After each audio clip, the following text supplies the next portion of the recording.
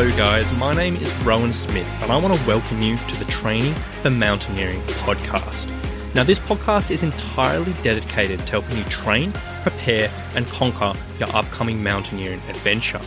Once a week I'm going to be sharing with you in-depth and evidence-backed information around improving your physical performance on the mountain, reducing your likelihood of pain and injury, nutrition for mountaineers, and even a bit of mental strength development, so you can be empowered in your training to give yourself the very best chance of a safe, enjoyable, and successful mountaineering adventure. So now that you know what you're in for, let's get into today's episode.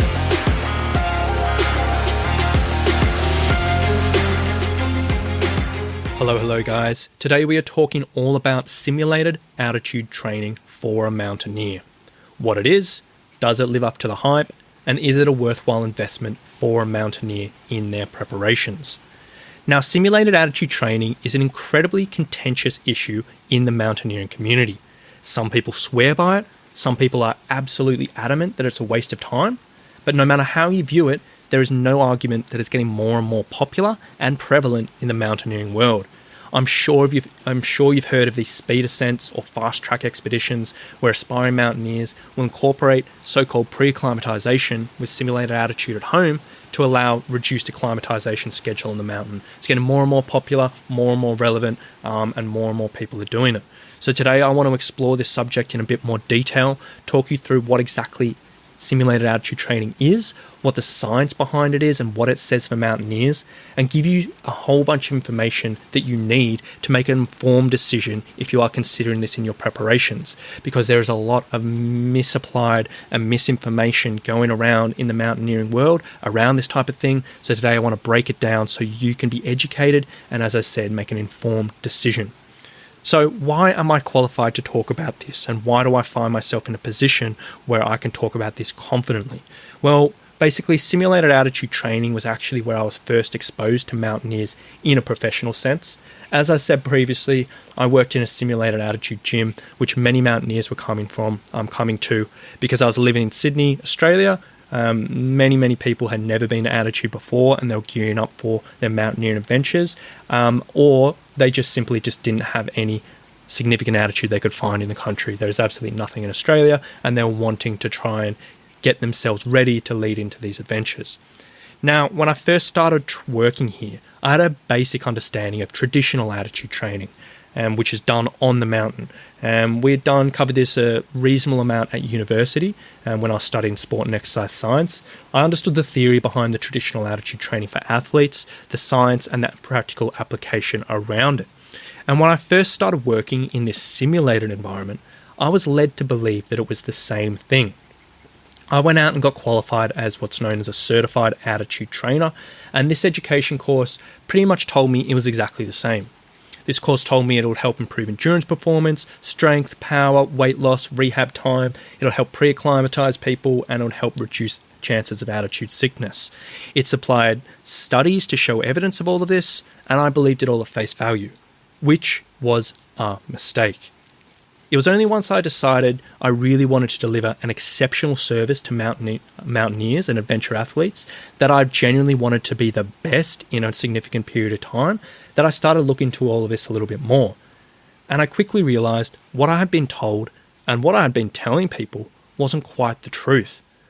Now, I want to tell you this today so you can learn from my mistakes. The world of simulated altitude training is full of confusing, misleading, and downright incorrect information. And even the people who claim to be experts around it don't seem to understand how it actually works and how it actually applies. So today I'm going to explain all of this. So now that's all covered, let's start at the top. What is altitude training as a whole? Throughout the years, there's been a huge amount of research that has gone into the benefits, the effects, and the dangers of altitude on the human body. Since the 1800s, alpinists and mountaineers have known spending time at altitude will help their bodies adapt to cope with the demands of mountaintop adventures. And it's pretty standard practice these days, having your acclimatization schedule, having your rest days, planning everything out so you are going to be ready to tackle the mountain. And for decades, athletes have lived and trained at altitude as a way to improve their performance at sea level. Now, these days, there are a few different types of altitude environments which someone might train in, and explaining this and understanding this is incredibly important before we move into anything else. So the first one is known as terrestrial altitude. So this is basically natural altitude. This is where an athlete or a mountaineer will go up to altitude for a period of time to stimulate a number of adaptations in the body. This is done through either living, sleeping, and training at altitude, known as the live high, train high method, or living at altitude and returning to sea level to train, known as the live high, train low method. Now, while this is known as an effective way to decrease the chance of altitude sickness and improve many types of endurance performance, the logistics and practicality for this for athletes and mountaineers, leaving their homes, their families, their jobs, and spending additional weeks at altitude makes this approach quite unpractical for many people. Because of this, simulated altitude was developed. Now, simulated altitude, there's two main categories of this. The first category is what's known as hypobaric simulated altitude. So basically, hypobaric simulated altitude, this type of chamber tries to directly simulate high altitude conditions. What happens is a vacuum pump is used to evacuate air out of an airtight chamber at a constant rate. This causes the air pressure to drop and simulates the effects of terrestrial or natural altitude. Now, these particular chambers are not commonly available. So these aren't the things a mountaineer would typically come across. And they're mainly used for pilot training in laboratories or for some elite athletes. But they're not the things you genuinely will come across. The main area of simulated altitude training where mountaineers will have access to is something that's called normobaric simulated altitude. And this is what's most commercially available altitude training involves. So this commonly involves the use of altitude chambers, of tents, of masks that simulate altitude in quite a different way to the other two methods. This is what you will encounter in 99% of altitude training products available, and this is what we're going to talk about for the rest of the podcast. So how does normobaric altitude training actually work? So the concept behind commercial altitude training, whether it's with a tent, whether it's with a chamber, whether it's with a mask, is pretty straightforward. Basically, nitrogen is pumped into a sealed room, a sealed tent, or a mask. What that does is it changes the percentage of oxygen in the air. Now, this in turn reduces our blood oxygen saturation levels, which naturally happens at altitude. And the thought process behind it is this drop in oxygen saturation will stimulate a range of adaptations which are very similar to natural altitude, which will benefit performance when you're actually on the mountain. Now, this is great in theory. However, there is one major difference between commercially available altitude training and terrestrial altitude, and that's barometric pressure. So when you're at altitude, the percentage of oxygen in the air will actually stay the same. What will change is the barometric pressure will decrease the further you ascend. Now, this causes the oxygen particles in the air to disperse further apart and makes it harder to get oxygen in with each breath. And while the benefits of training at terrestrial altitude and pre-acclimatization are well known, it is a mistake to think that a simulated altitude environment under normobaric conditions will show the same results. Previously, it used to be thought to be exactly the same thing, and a lot of people will claim it's the same thing and show studies from a normobaric environment to apparently prove benefits at natural altitude, but it cannot be considered the same thing. So now I want to break down the commonly made claims around this simulated altitude and look at the sort of available research and break it down for you. So one of the biggest and most controversial and probably most relevant claims for a mountaineer is that simulated altitude training is that it can help prevent altitude sickness. Now, we all know altitude sickness is a major issue for mountaineers, and it can range from anywhere from acute mountain sickness to HAPE to HACE, and all of those generally get lumped together when we're talking about simulated altitude training.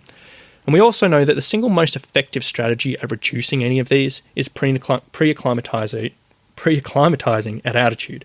So mountaineers will spend, weeks, days, whatever you have available at moderate altitude before attempting a summit, and people generally spend a lot of time up here, and it's very, very well known. Now, because of time and financial limitations, this is often impractical. So it's theorized by spending time in a simulated altitude environment and either training in a chamber or sleeping in a tent can pre-acclimatize the body before you go. And this is exactly what 99% of the claims are for mountaineers using these types of things, and particularly for those speed ascents that I was mentioned before. Now, there is a lot of research on this subject, and it can be very, very confusing to get your head around. But to break it down, here are a few points that are very, very important for a mountaineer to know. So, according to the research and the available research, simulated altitude training in a hypobaric environment has been shown to reduce the incidence of altitude sickness. Now, this is in a hypobaric environment, which I mentioned are not commonly available to mountaineers. Next, training in a normobaric altitude chamber has been shown to reduce symptoms of altitude sickness when you're spending prolonged time in another normobaric altitude chamber. So this study basically showed that if you spent time in an altitude chamber and you went and trained in an altitude chamber further down the line, you'd be less chance of getting symptoms of altitude sickness. And this particular study, so many people quote as evidence that it helps reduce symptoms of altitude sickness, but it doesn't have any relevance to the mountain. And in all honesty, there is no conclusive evidence, which I've come across myself, and I have looked very, very, very much, to show that training in a normobaric altitude chamber will help prevent altitude sickness while up at natural altitude. So, there is really no evidence to show that the commercially available altitude chamber or tents is a valid method of preventing altitude sickness, whether that's acute mountain sickness, whether that's HAPE, HACE, or whatever. So if someone is trying to claim that this type of training has evidence to prove that it is and that it will help you, more than likely they're either misleading you or they don't particularly know what they're talking about. So the second claim around this type of training is endurance performance. So simulated altitude training is generally regarded as a pretty effective way and efficient way to improve endurance performance at sea level. It's been known to improve aerobic capacity, improve repeated sprint performance, increase time to exhaustion, and 2 out of 3 of those are pretty relevant to a mountaineer. However, there is a lot of debate on how these improvements actually happen. While many people claim that it's through an increase in the oxygen-carrying components in the blood, so they'll say it'll improve your red blood cells, it'll improve your hemoglobin. There are numerous conflicting studies on this, and there isn't really a definitive answer yet to be found. The main drawbacks of this type of training when it comes down to it is recovery time. So many endurance athletes will report a reduced ability to recover between sessions or disturb sleep while using this endurance training in an altitude chamber. So if you are using simulated altitude for endurance performance, this should be closely monitored. Now, this particular area is that it has been shown to improve endurance performance in some areas. This is probably the most relevant factor when it comes to reducing altitude sickness. While directly, this type of training doesn't seem to have a huge amount of evidence to correlate with that, we do know that physical exhaustion and physical exertion is a risk factor when it comes to altitude sickness. So if you can improve your endurance performance with this type of training, therefore you're going to reduce your likelihood of exerting yourself overly or reaching that point of exhaustion. Therefore, you're going to reduce your risk of altitude sickness as a consequence of that.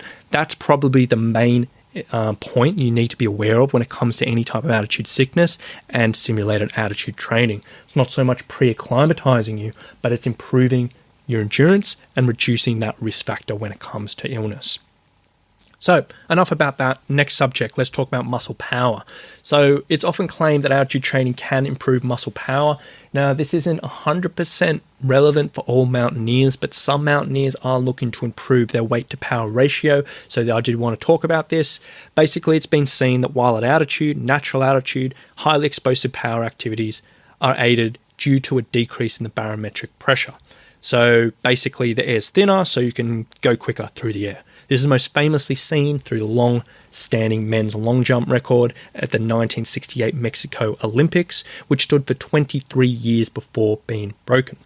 And the thought process behind it is that training under these conditions can be beneficial to improve your velocity and your technical skills in power-related sports, and therefore when you actually go into the real life, you can apply more power. However, considering there's no change in air pressure in the commercially available altitude chambers, this cannot be assumed to cross over. And while there seems to be no detriments to training for power in a simulated altitude environment, it has no particular benefits either. So if someone's trying to tell you that this type of training is going to improve your power, whether it's your running power, whether it's your power on the mountain or whatever, probably don't believe them. And the final claim I want to talk about here is strength. So altitude training is commonly claimed to be beneficial for muscle strength, and muscle strength is important for mountaineers. The basis of these claims are from when you're training in this environment, you have an increased metabolite accumulation when you're going through the exercises, and that's been thought to stimulate extra strength. And while how some studies have shown that an altitude environment can be a stimulus for muscle strength, looking at the research as a whole, there is no consistent differences when compared to being at sea level.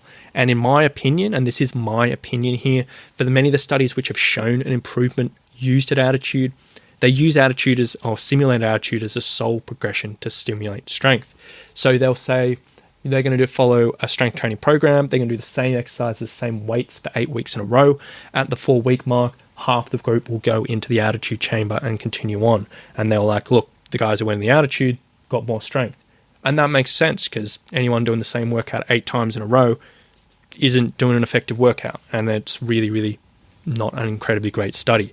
So my opinion on this is while altitude can be a stimulus for these things, for anyone out there, it's a lot more effective and a lot cheaper just using proven variables like adding a little bit of weight, changing your exercise up, adding a bit of time under tension or whatever. So if someone's trying to tell you that training in an altitude environment is going to improve your strength, again, I would be wary of that. So wrapping things up.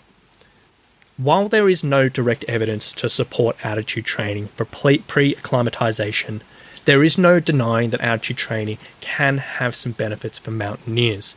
Improved endurance performance is always going to be beneficial, and there is a reasonable amount of anecdotal evidence that altitude training can help a mountaineer feel more comfortable at moderate altitudes. So not at the high altitude, not at extreme altitude, but it can make you more comfortable at the moderate altitudes in the first days of your trip. There's no confirming scientific evidence on that, and there's no like direct evidence, but there's a lot of anecdotal evidence. So more than likely we'll be seeing a bit of change in this attitude moving forward over the years. Now, one thing I haven't covered today is using an altitude tent for your training here.